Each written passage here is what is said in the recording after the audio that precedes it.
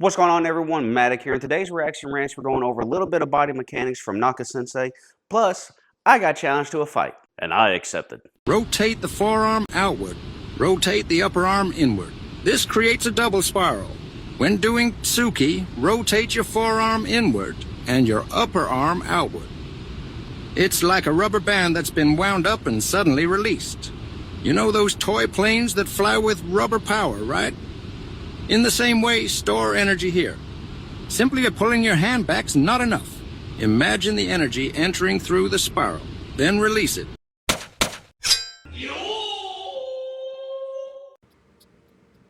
Viewer discretion is advised. There's going to be lots of swearing involved because, let's be honest, there's a lot of stupid people out in the world. And I may be a good person, but I never claim to be a nice one. So first, let me go ahead and apologize for that particular video. I spent well over 2 hours trying to find the original video.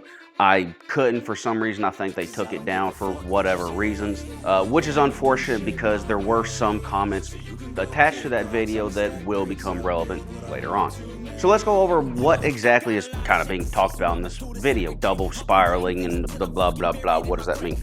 So he's talking within a traditional martial arts or karate sense when he's talking about when you pull your hand back in the higite or in this rear position that you see in most traditional martial arts when they do this punching action and stuff like that. We're kind of going to ignore that. It's just the inverse of the actual punching mechanics that we're going to go over. It's the same thing. It's literally just the opposite. Now, what exactly is Naka sensei talking about? And what he's talking about is when you throw a punch, right? Is when you, if I'm going to use my thumb as a reference point, right?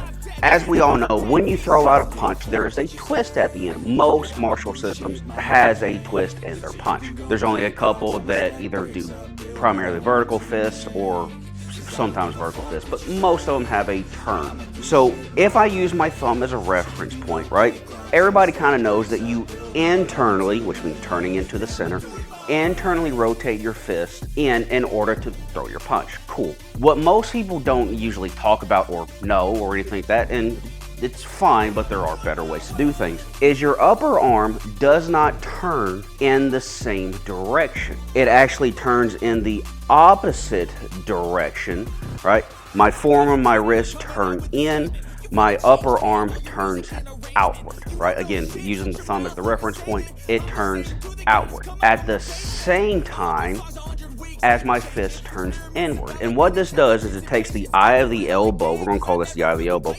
and points it mostly in an upward direction. You're not going to get completely straight unless you do a vertical fist. But if you rotate everything in the same direction, the eye of the elbow points like slightly down.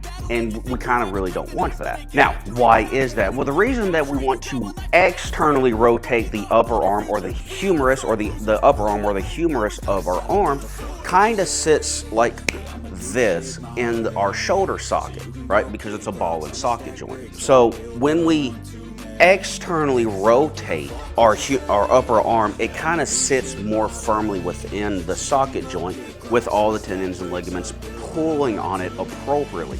So by doing this, we actually activate our rotator cuff. And for the rotator cuff, especially if you ever hurt your rotator cuff, the rotator cuff is basically everything that is attached to your scapula or your shoulder blade that then attaches that to the rest of your body or your torso. So now that we're using the rotator cuff to pull our arm in more firmly into the shoulder, and now our rotator cuff is now pulling that into our body, our arm is better connected to our body. So now there's more mass, one, behind the punch instead of it just being the arm and or just the shoulder. Now it's the body going into the punch as well. So there's more mass simply by doing that little tweak. And because there is more mass going into the punch, there is more mass to resist any potential recoil or anything from either what we're hitting or who we're hitting. But this isn't just a martial arts or karate thing. Other disciplines or activities do this exact same thing. Male gymnasts do this primarily when they are in their like upward supported hold position.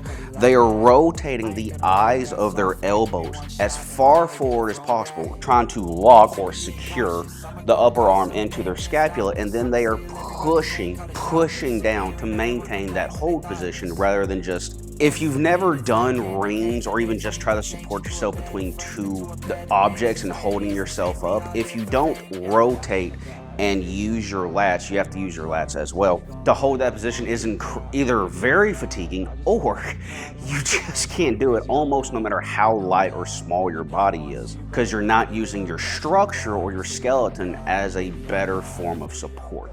Another discipline that uses this very same concept is powerlifting. Literally the people designed to move all the weight. And if you've ever looked at like any kind of either online or in magazines when those were a thing, you would see these like tips or tricks on how to get a better bench press. And you would see the phrase or the saying or whatever that act like you're trying to break the bar. Now, that's good advice, but we need a little bit deeper because people might be thinking trying to break the bar in different ways. Some people will think that you're trying to break the bar like you're trying to snap it forward or away from you.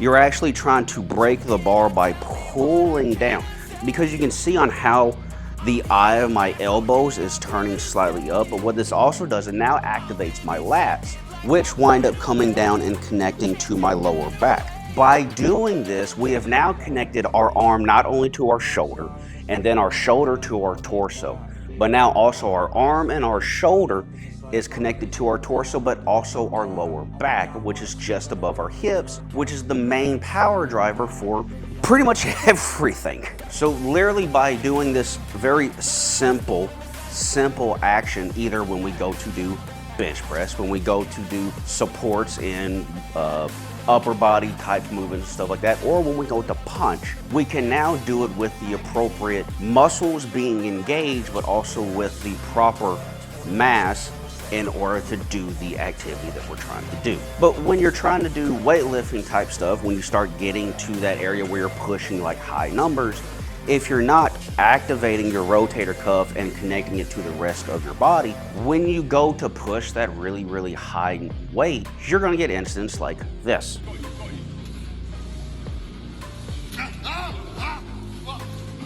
Yeah, not a good time. So it's the elbows in this way. Exactly. Okay, let's set up real quick. 100%. Perfect. And then you get it up, Elbows tucked. and now. Yeah, exactly. Oh, I've always done it like this. I think Yeah, this just like feels that. so different. Oh, that's textbook right there. Wow. Yep. Perfect. That's textbook. That is strange.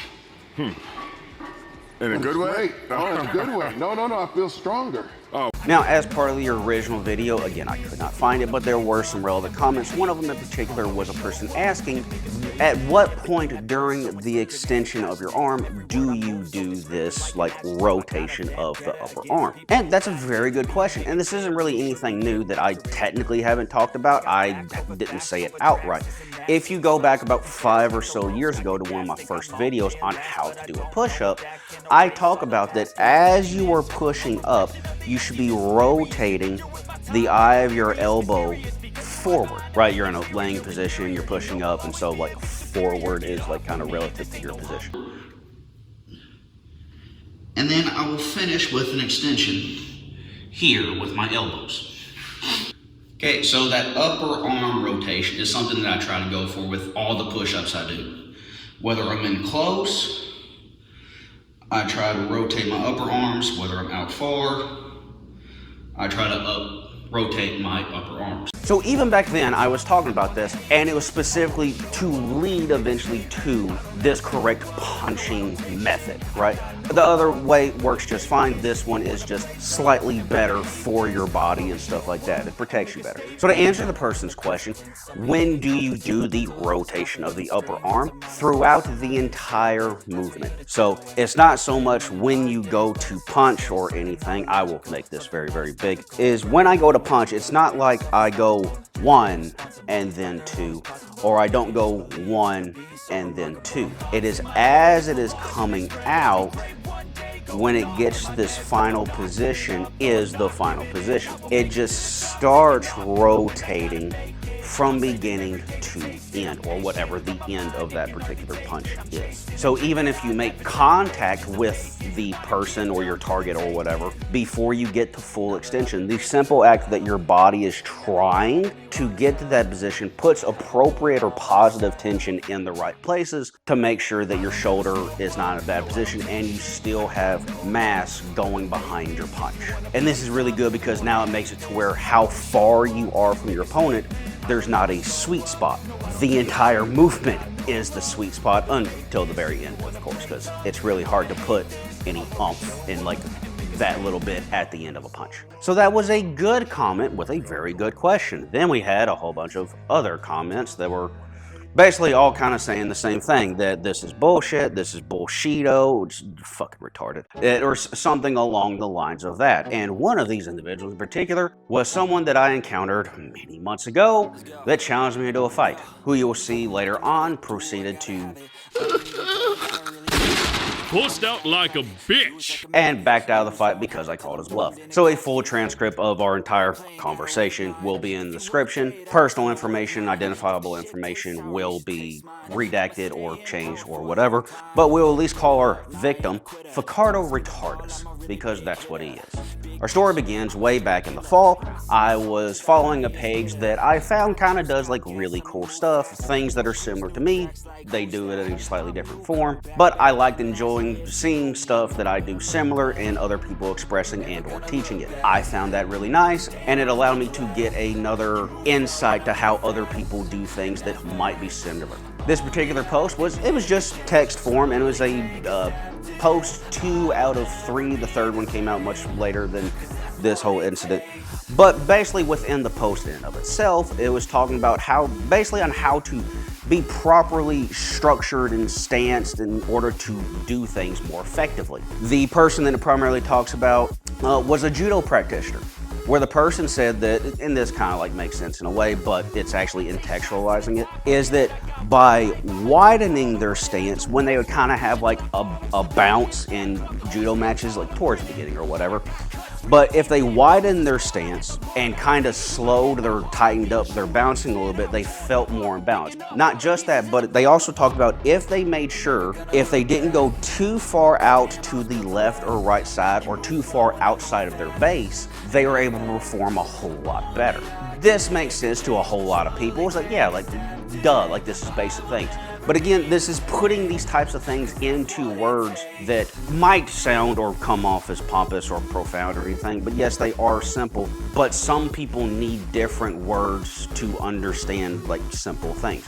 And that's kind of what all this is. But again, the post is primarily talking about creating a good body structure and posture in order to have an efficiency of movement. And from that, you kind of wind up develop a body awareness to where you kind of tell on where your balance points are to then better be able to do your particular activity. Now, this is something that most trainers, most coaches, most instructors, most strength and conditioning coaches, whatever, like that if you tell them this, that a better posture and a better stance or structure creates a better efficiency of movement, every single one of them will agree. They will not say no. If they do, they are lying, and you should never listen to them. But apparently one genius, Ficardo Retardus, came on and just said like, this is nothing but bullshito, bullshit, and something about culture or whatever. I replied simply that you don't have to tell people that you don't understand something, and that's pretty much what it is. It's a post, it's not showing, because understand, this was a post with words that if you didn't understand it, you can read it again. Read! Read! It's not a video. It's not showing weird magic woo-woo stuff that like is either completely impossible or hard to understand or looks like just on the side of like not being probable. No, it's words. It's words on a text that you can read until you understand it. Or ask a question for clarification. That's an option. So yes, my reply was, you're fucking dumb. So we start getting into it and stuff like this, saying how the things that this particular person does on his page and what he promotes or what he shows is a bunch of bullshit, that it doesn't work, it's not true, da-da-da-da-da, it's all part of people cult that drunk the Kool-Aid. And I'm literally just saying like, are you really saying that, so he's a military man, he had decades of military experience, says he's traveled, done all kinds of stuff. Whoop-de-fucking-do. You can do all that and still be wrong. But I basically was like, are you telling me that in all your experiences, all your travel, that you didn't encounter something that didn't make sense until you were actually shown or explained on how it does? Then he tried coming back that like he uses critical thinking, which guess what? Critical thinking and logical thinking only work when you have an actual understanding of what you're trying to critique. Because I literally just spent the first part of this video explaining on how doing an external rotation with your upper arm does all of these benefits, but if I didn't explain that, it wouldn't make fucking sense. So do you kind of see like you need a base or a foundation of understanding within a particular subject to actually be able to think critically about that subject? He doesn't know shit. So again, start getting into it more. He says that he has multiple times challenged this guy or told this guy that he will come out or fly out to where he is. They will do a spar in order for him to prove that his stuff actually works or anything like that. There's a few problems with this. First of all, the guy that does the original post or runs the page is in Japan, which is already a red flag because I was able to find where the original poster, where he teaches, what times, what buildings and stuff like that. So it's not hard to find. The problem arises in that Ficardo Retardus is saying he will fly out. The cheapest flight that I could find that was reasonable in flight time and stuff was $1,000 to go to Japan. Technically, really good pricing. But that's for an economy seat. If you want to go there and you want to have a comfortable flight so you can't use the excuse you had a bad flight, you're going to go to premium economy. That automatically bumps you up to $2,200 to almost $2,500 for one person. So automatically the guy's basically saying, hey, I'm willing to drop multiple thousands of dollars to come fight you when the guy is not really part of the martial arts community. He does Brazilian Jiu-Jitsu and stuff like that, but he's not well known. He's not even that really high ranked. Last I saw, he has a white belt in it, which you can say whatever you say about white belts, whatever. But he's not well known. He doesn't have a profession that is involved with martial arts, so he can't even write those expenses off for tax reasons. So he's literally saying, I'm going to drop $1,000 in order to prove you wrong. He's a nobody. The guy that does this post is technically a nobody as well, except within his close community or people that do similar things like him. So automatically the guy is saying he's going to do a thing that very, very few people would actually be willing to do unless they have mental problems, as evidenced by Ficardo Retardus. But I tried asking him throughout this conversation, does he have any idea what the article is actually talking about? He never gives an answer because he's not trying to. He doesn't care. He's just spewing hate. So eventually he winds up challenging me instead. He says he'll be in my area at a certain point in time, and I said, dope. Why do I agree? Because I don't care. It's like he clearly has no idea what he's talking about. I don't care about doing the fight. I don't care about not doing the fight. He wants to challenge me, I'll fucking take it. So what? But I agree to it, and all I say is like, I agree, you set it up. And technically that's kind of how the rules go. Is like, if someone challenges someone else, the challenge party either gets to make the terms or gets to set certain conditions. My only condition was, you set it up. That's pretty much it. He said, we'll do some waivers, we'll do a live stream and a hard spar, and I just said, okie dokie. Again, not caring. And as a further evidence of this person just wanting to be a straight hater, I actually asked him point blank in a hypothetical question. I used the word hypothetically. If we were to fight and I won, how would he imagine that I accomplished that?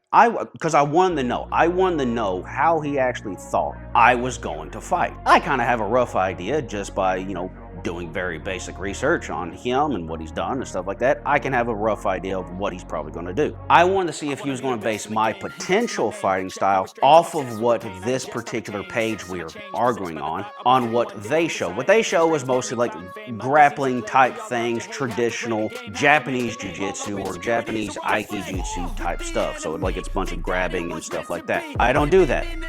I smash people in the face. That's what I do. But I basically asked him, like, if I win, how would you know if I did it regular or if I used the magic spacey stuff? And I derogatively use that very wording. Like, I wanted to know basically if he could think in hypotheticals. He couldn't. He just goes straight to the insult. Still keeps talking smack, da-da-da-da-da. It's like, and as we go, again, the entire transcript will be in the description so you can follow along, class. But he gets caught up on this particular thing that, like when I mentioned that I'm an instructor and I've been doing similar things or whatever for a certain number of years. He gets caught up on this thing, and this is what he uses as an excuse to get out of this fight. It's when I refuse to tell him what school I go to. Now he keeps calling it a gym, which just goes to show he doesn't understand on how martial arts schools actually apply. He just thinks they're all the same. He's calling it a gym. It's called a karate school or a martial arts school or a dojo since it's Japanese, right? So all kinds of levels of ignorance. But I refuse to tell him where I go. Why? Simple. Throughout this entire channel, at no point have I ever given any identifiable information. I have never put on where I train. I have never put who my instructors are. Why? Because even though the techniques and stuff that I teach or show or demonstrate or talk about are some of the same techniques that me, my instructor, and his instructors and our fellow instructors and style and organization do, those are all kind of the same. It is my own personal viewpoints, or my trash talking, if you want to call it that. Those are my own personal viewpoints and are not a reflection on my instructors, my style, or my organization. And with this guy's attitude, I can automatically tell that if I was to give him the name of my school, he would wind up doing a harassing or bullying campaign for no reason than he's just a fucking hater, because that's what he is. And throughout all this, I'm telling him, you're the one that made the challenge, you set it up, I don't care where we fight. I'll fight you in a park. I'll fight you at some random gym that will give us permission to do this. I find that hard to believe. I'll even fight you in the airport parking lot. I don't care, because I don't.